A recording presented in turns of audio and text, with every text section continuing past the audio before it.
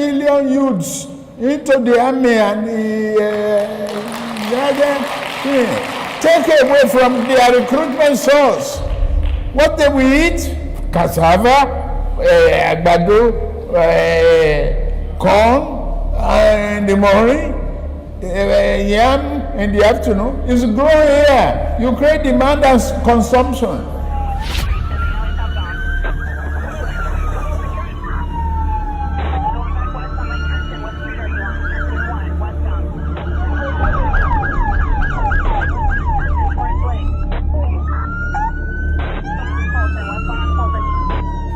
On October 11, 1990, federal agents from the U.S. Drug Enforcement Administration knocked on the front door of 460 Taft Place in the city of Gary, Indiana.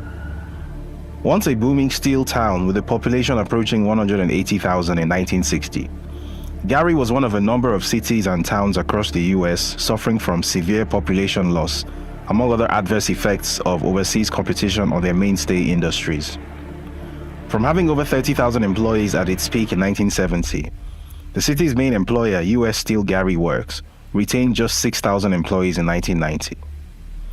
Under these circumstances, this city and its 77% African-American population were witnessing explosive growth in one of the only industries guaranteed to boom under such difficult circumstances. 42-year-old Lee Andrew Edwards was one of the entrepreneurs who had found a place in the heroin trafficking business, and by all accounts, he had done very well for himself.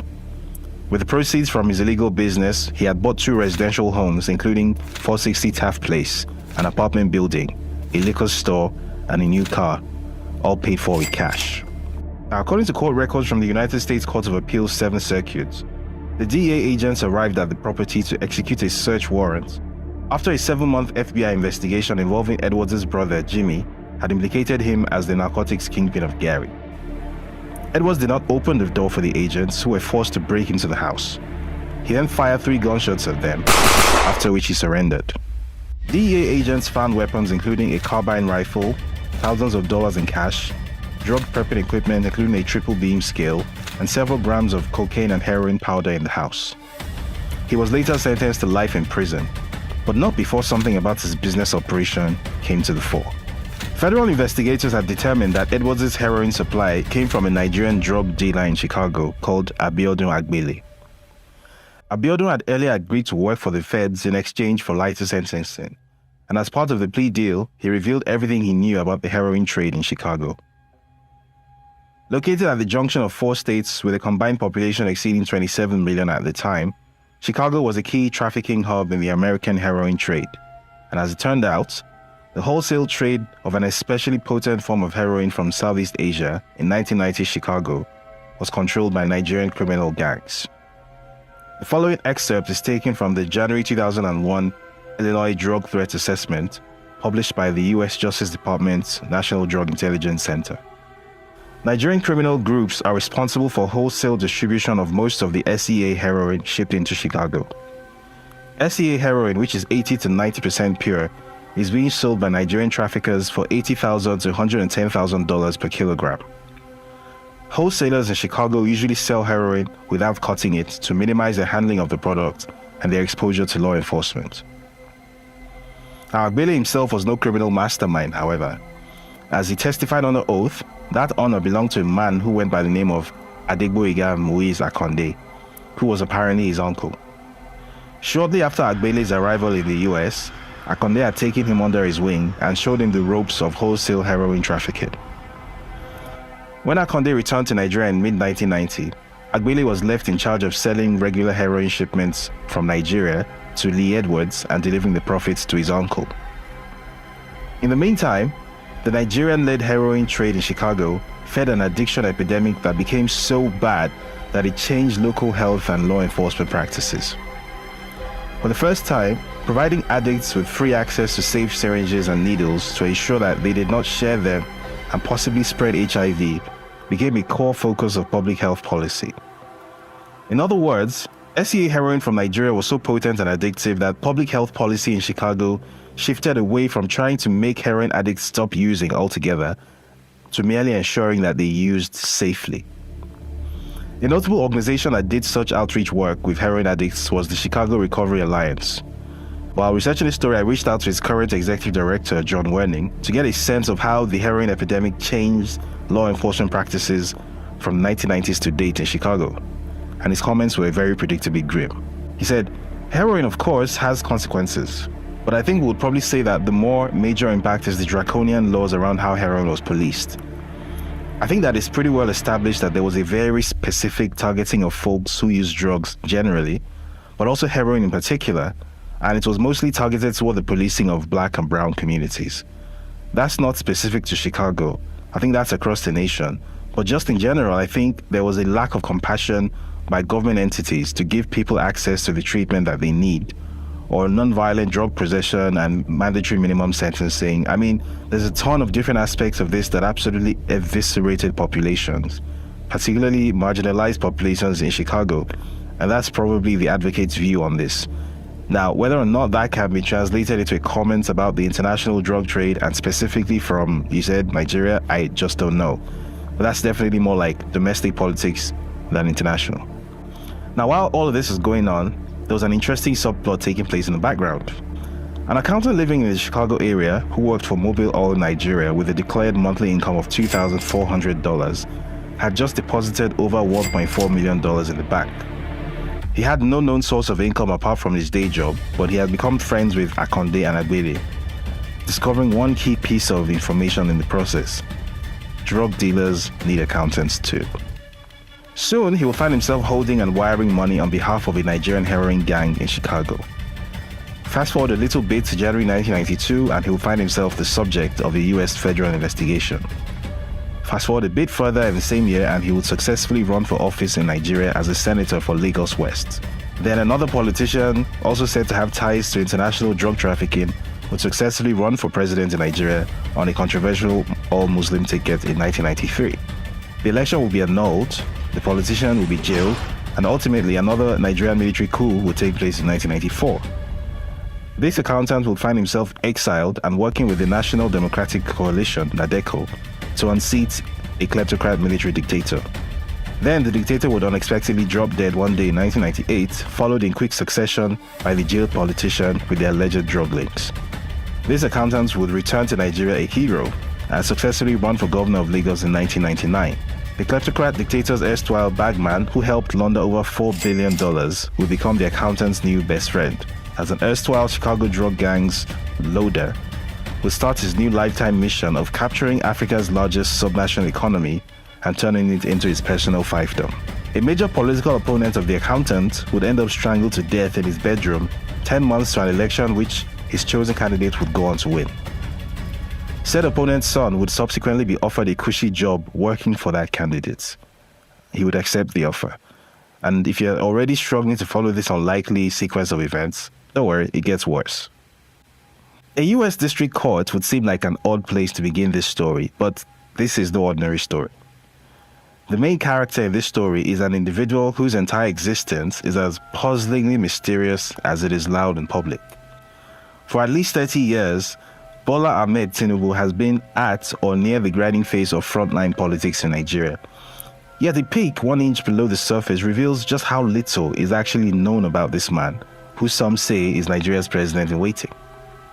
First of all, there is the age controversy. How old is the man really? What is his real date of birth? Short answer, no one actually knows. Like many Nigerians born into the less than auspicious circumstances that characterized his childhood in Iragbiji in Osun State, southwestern Nigeria, he himself may not even know.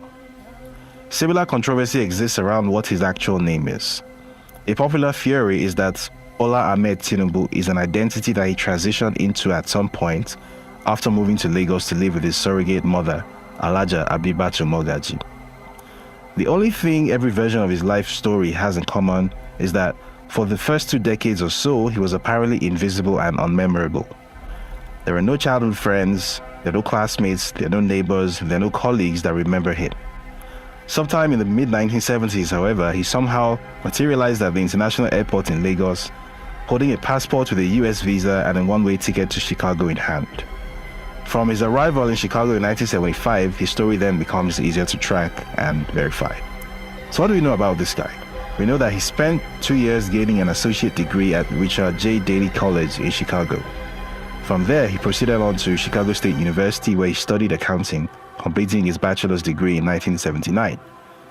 Subsequently, his story appeared straightforward and prosaic. He got a job as an accountant at Mobil Oil Nigeria Limited in Fairfax, Virginia, got married to Oluremi, went on to have 3 kids with her, after 3 fruitful indiscretions, shall we say. In a 2016 interview with The News, Tinubu claimed that his break into the financial big time came at the Big Four consultancy firm Deloitte, where he supposedly received an $850,000 bonus as a result of his work on a single on-site engagement at the Saudi state-owned oil firm Saudi Aramco. Now, for anyone with even a passing knowledge of corporate consultancy pay, the categorical dishonesty in this claim needs no explanation. For everyone else, here is a current breakdown of the maximum possible amount that a partner, which is the highest attainable position, can realistically expect to earn at Deloitte USA. Bear in mind that the time period in question was sometime in the mid-1980s, so $850,000 adjusted for the roughly 2.74% annual inflation rate over the intervening 37 years comes to about $2.3 million in today's money. And even more incredibly, Tinubu claimed that he was awarded such a bonus and he was essentially less than 5 years into his career as an accountant, never mind making partner.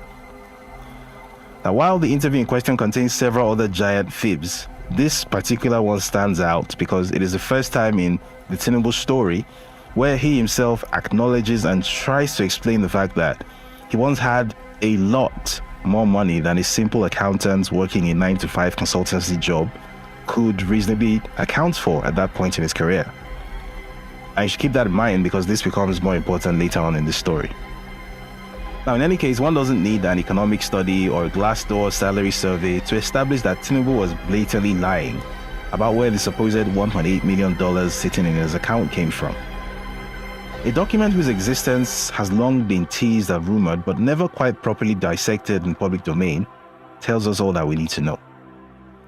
This document, which was obtained from the U.S. District Court of the Northern District of Illinois Eastern Division, contains damning information that Tinubu himself has spent the past 30 years trying to suppress, undermine, and ignore.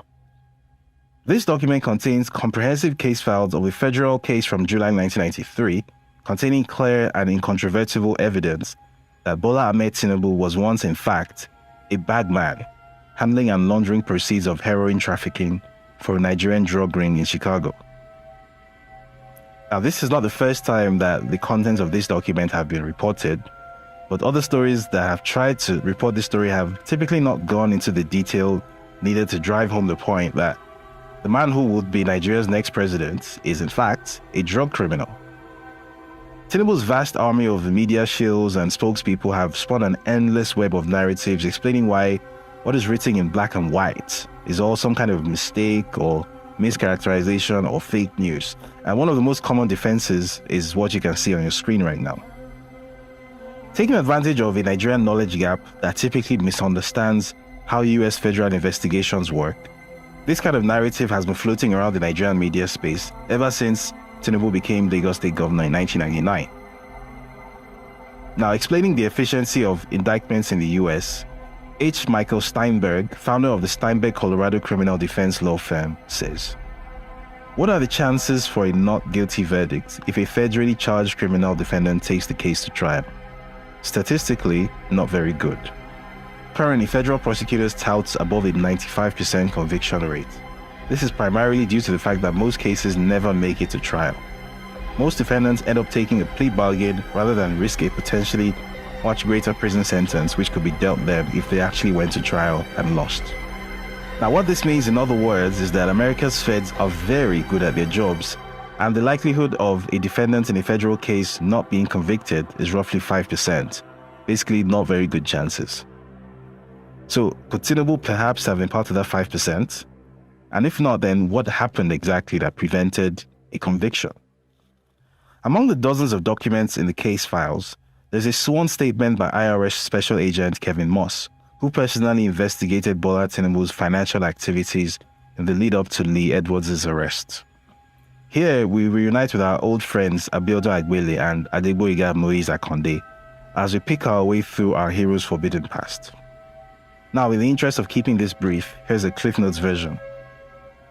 The U.S. Attorney for the Northern District of Illinois, Michael Shepard, files a complaint for forfeiture of funds in bank accounts held by Tinubu as they hold proceeds of a heroin distribution organization headed by Adegboyega Moise Akonde.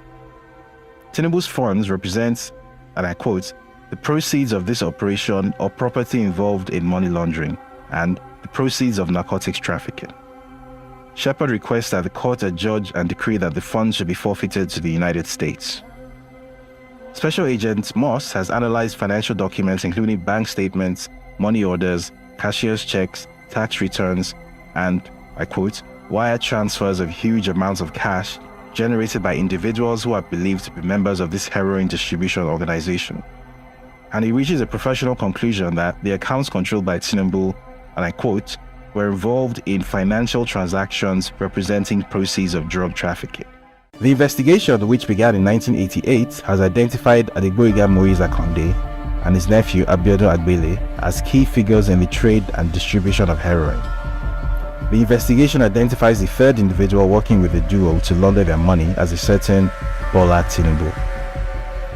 In December 1989, Akonde takes Tinubu to a First Heritage Bank to open an individual money account. On the application, Tinubu gives his address as 7504 South Stewart Avenue, Chicago, which is the same address that Akonde uses as his heroin trap house.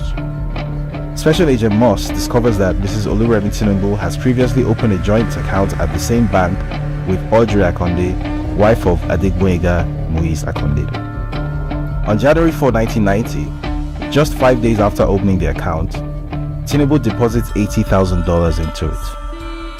On a subsequent credit application dated January 6, 1990, Tinubu states that he is an employee of Mobil Oil Nigeria Limited with a total monthly salary of $2,400 and no other sources of income.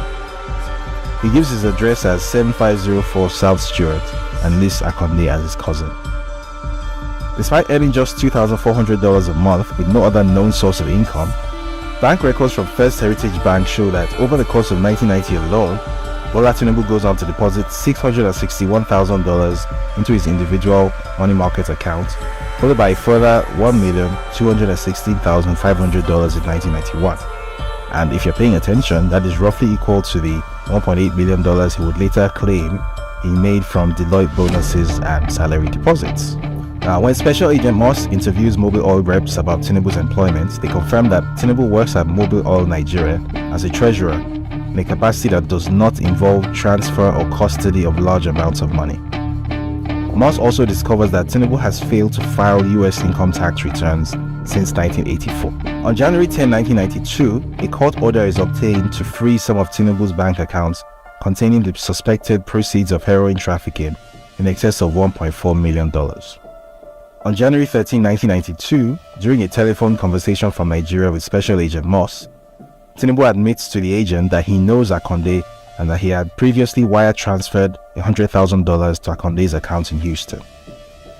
Further, Tinubu says that the $80,000 he deposited into the First Heritage Bank came from Akonde. Tinubu also reveals that he had additional bank accounts in Fairfax, Virginia and London, UK.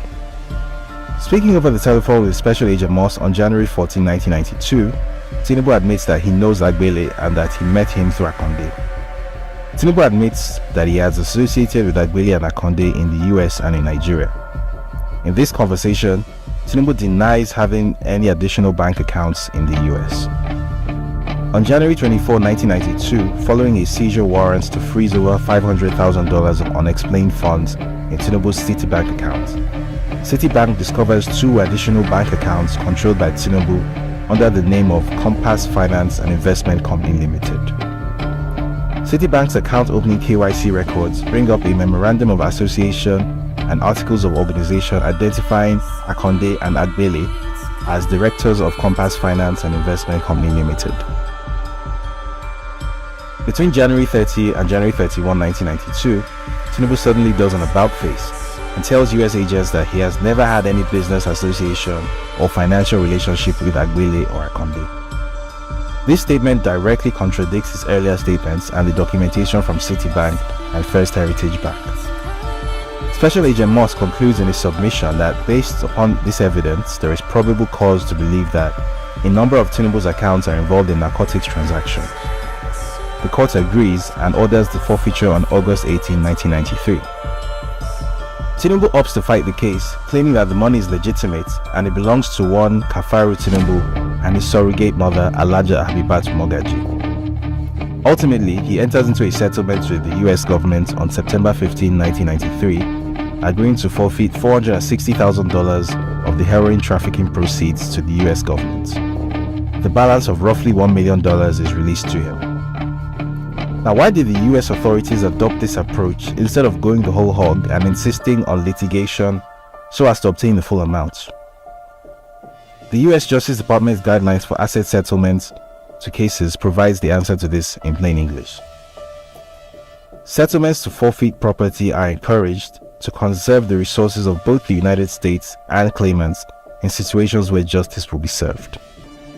In any case, the ascent of General Abacha and his rabid anti-American posturing very quickly led to a shift in US government priorities.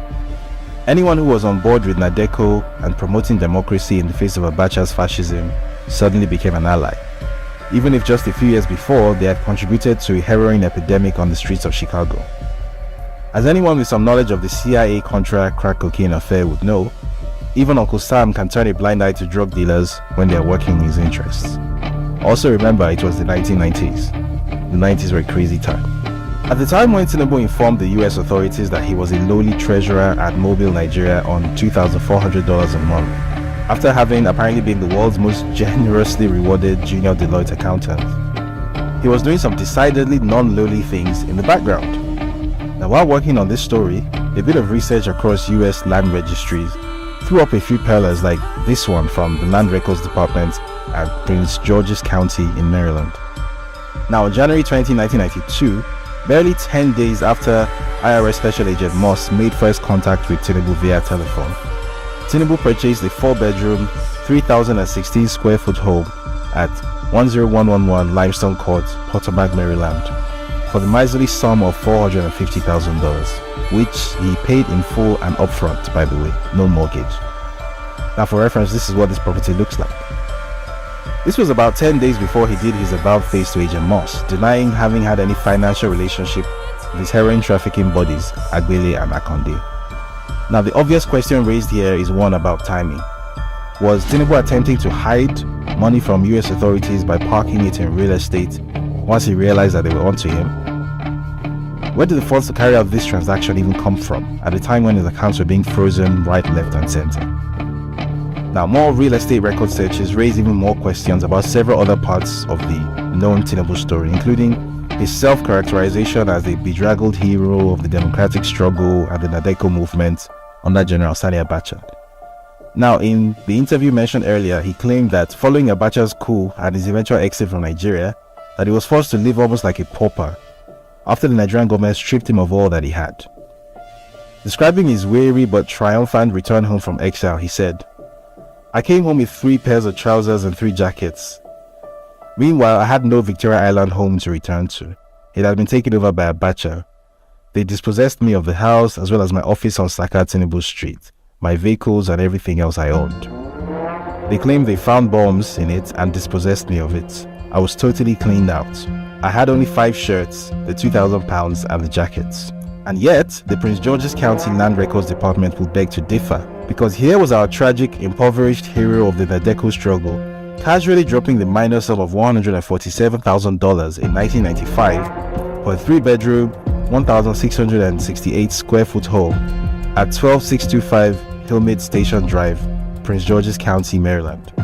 He would go on to trouser a tidy $13,000 in profit when he sold it on just 3 years later.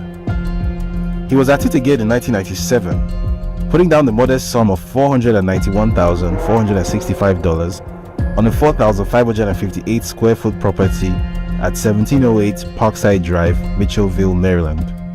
Again, all cash, no mortgage. He'll go on to sell this property in December 2018 for $700,000.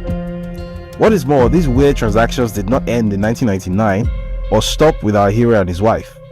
Even their two youngest children, Habibat Oyindamola Tinubu and Zainab Abisola Tinubu, got in on the act fairly recently. Aged 32 and 30 respectively, two of the three youngest members of Bola Tinubu's family have managed to escape scrutiny, mostly because the Freedom of Information Act in Nigeria is still much more aspiration than fact. Not so in America, where a plethora of services can pull up all kinds of records including birthdays, criminal convictions, and real estate transactions. Especially real estate transactions. Such as the ones where a 25-year-old with no known employment or source of income was able to pay $2,150,000 in 2014 for a deluxe condo at 55 Berry Street, Brooklyn, New York. Full and upfront cash payment again, no mortgage. Or real estate transactions where the 25-year-old's 22-year-old sister, who was fresh out of music school with no known source of income, was able to pay $2,400,000 in cash to buy a deluxe apartment at 255 Hudson Street, New York, using the 1-inch thick fig leaf that was a company that she herself owned. It appears that Bola Tinubu's good fortune could be genetically transmitted. I mean, what are the odds that the only junior accountant in the world to earn an $850,000 bonus on a single engagement would turn out to have children who can buy luxury real estate in New York for millions of dollars while being unemployed with no known source of income? Not great chances, but here we are. Now, in the course of researching this story, a name that kept coming up repeatedly as a comparison to Nigeria's Teflon Ashiwaju was a certain Moshood Kashimawo Olawale Abiola, MK Abiola. Now, when the Daily Beast took a stab at this story a few years ago, a tantalizing hint was mentioned in passing about an unimaginable parallel between 1993 and 2023. I reached out to everyone I could think of with some knowledge of the affair. Most declined to speak, citing some unspoken concerns.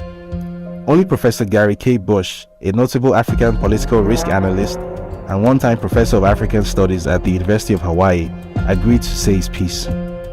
His lengthy comments went as follows. The Nigerian military on the council were adamant that the Babangida government should never allow Abiola to run for office, and told President Babangida so during the aborted runoff primaries before the election. The basis for their concern about Abiola was the information and documentation being circulated in Washington, London, and Lagos of Abiola's alleged ties to the drugs business. The US in particular had expressed a strong opposition to IBB about the candidacy of Abiola as president, not because of his politics or allegations of corruption, but rather for the evidence they felt was correct about Abiola's alleged drugs connections. This issue was raised in the military council on 3 occasions, and Babangida was warned. He refused to take a decision until it was almost too late. US Ambassador Lannon Walker and the British consul visited IBB and warned him about Abiola, but Babangida differed, which made the impact worse as the polling had begun. When he finally decided to intervene and stop the election, he precipitated the crisis of June 12. His friends in the military supported him but felt let down by IBB's lack of decisiveness. While there was consternation in Nigeria about the ouster of Abiola, the major international partners of Nigeria were not upset or concerned because they knew what the reasons were for the development. So was the 1993 election annulled because of MK Abiola's alleged drug ties? Bola Tinubu, for one, would certainly hope not. Not only does he have very real and proven ties to the drug trade, in addition to explicitly positioning himself as the assumed successor to MKO as the political leader of Nigeria's Yoruba ethnic group, but he has also picked a fellow Muslim as a running mate ahead of next year's election. The only other electoral frontrunner in Nigeria's history to do that was, no prizes for guessing, that guy. Still, if anyone can manage to avoid having this particular bolt of lightning strike twice, it could well be Bola Ahmed Tinubu, the luckiest politician in Africa.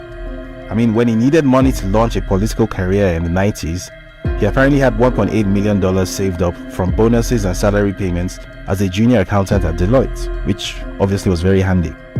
When his chosen successor as Lagos State Governor faced a near-certain electoral defeat in 2007, the more popular frontrunner coincidentally turned up dead inside his bedroom in Dolphin Estate, Ikoyi, one of the safest neighborhoods in Nigeria.